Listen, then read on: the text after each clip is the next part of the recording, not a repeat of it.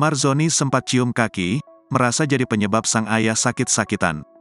Marzoni merasa dirinya sebagai penyebab sang ayah, Suhendri Zoni sakit-sakitan.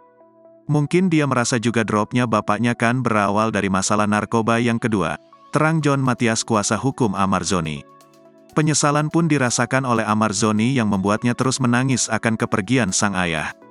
Ia pada waktu dia menjenguk bapaknya itu kan dia nangis meluk bapaknya kan dia merasa dirinya menyesal sekali, ujar John Matias. Marzoni menyesal atas tindakannya yang membuat ia tidak bisa berada di samping sang ayah saat menutup mata. Menyesal, satu dia enggak bisa merawat bapaknya, kemudian dia tidak bisa menghadiri saat-saat detik-detik bapaknya meninggal, kemudian kan dia jumpanya sudah almarhum saja, ujar John Matias.